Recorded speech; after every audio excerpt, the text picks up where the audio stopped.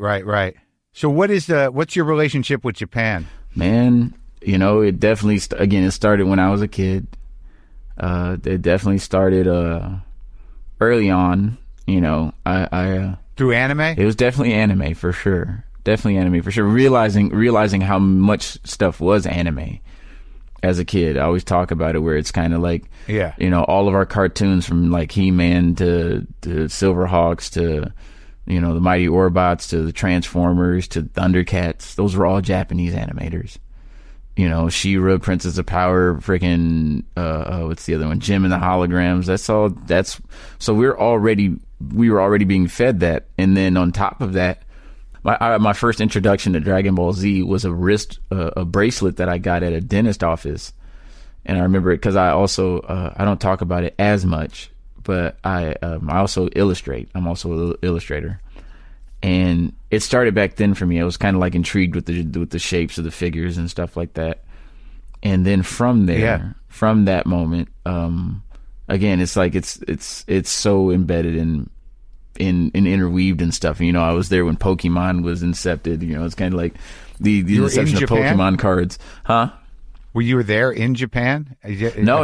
Like, the introduction of Pokemon to as a kid, I was one of those kids from that to realizing the Power Rangers was a Japanese franchise, like all of that was like, it would just be swirling around, and at different points you'd tap in and be like, oh wow, of course that's Japan. You're like, oh, that's Japan. And then you get older and you're like, of course it's Japan.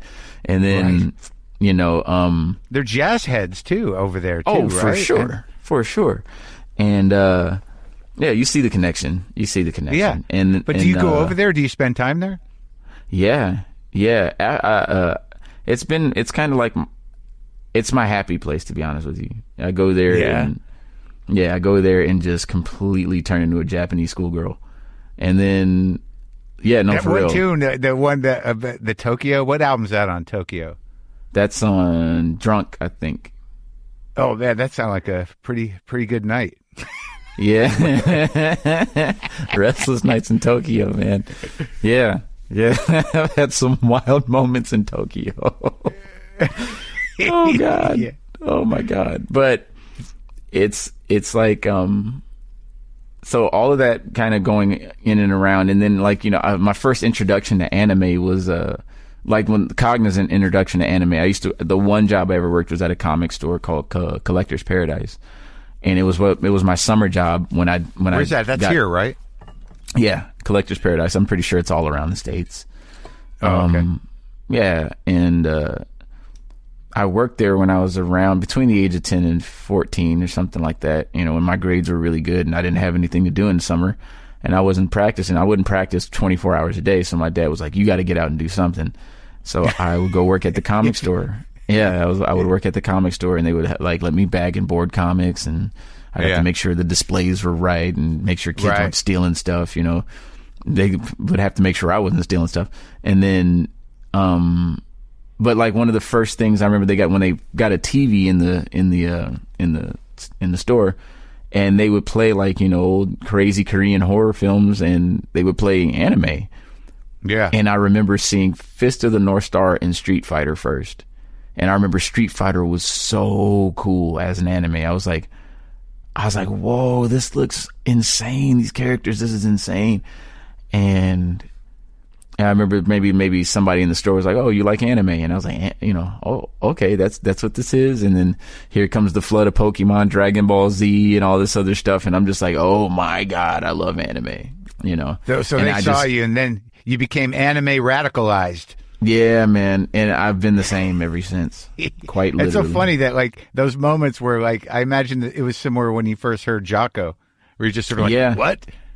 Yeah, it was like it put me on my ass. It's kind of like whoa, And again, as an illustrator or something, I do wish I went to school for illustration, because it's like I've been drawing just as long as I've played bass, but I just don't have as much discipline in it. It's one of those things where it's like the illustrator in me, and like that part of it would be like, oh my gosh, like, whoa, like man, like it was just the color. It was intense, Yeah, I get it. It's all loaded up. There's a whole like the style of anime, even though it's not my thing or I don't know enough about it. It definitely has. It seems a bit more sort of sexual than just regular Marvel stuff. Oh yeah, no, I feel like in anime a lot of the times they don't limit it to this whole idea that it's a child's thing. It's kind of a thing where it's like, nah, this is an adult and child world, and it's like just like in reality, like this is also reality, And did you get sucked into the Reddits and stuff, into the communities around anime? Because that seems to have gone kind of bad. Yeah, no, I would just watch cartoons. That's literally like I would just be watching cartoons. Not like I'm not one of those guys that likes to discuss it unless it's with another anime nerd, where it's like, right. Like, so this Grammy the Grammy nomination is are you excited? You must be excited. It's pretty trippy, man. Like I'm excited. I'm definitely like tripped out. I'm kind of like, whoa, like cool. What is the category? Progressive R&B, I think. What now? Who else is in that category? Jhené Aiko, Chloe Halle, the Free Nationals. Isn't that wild though? Like, you can't there's a whole group of you in your own different ways that have sort of entered this uncharted territory of music where they, like even you can't label it. It's kind of interesting. Yeah, no, and I'm really excited that again it's like it's all family in there, for the most part. The Free Nats, like those are my bros, like for real. And so is Jhené. Jhené is like she's like family, Oh, right, sure, of course. And I guess Beyonce has been nominated in that category before. Word. Okay, there you go.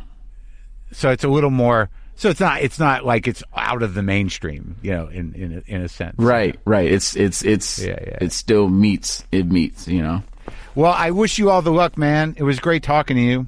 Damn, man. Thank you for having me. I really appreciate you. Yeah, man. It's and hopefully we'll have a better year. Sorry for your recent losses, and time does make it a little easier, buddy. Yeah. All right, man. Take care of yourself. Thank you, man.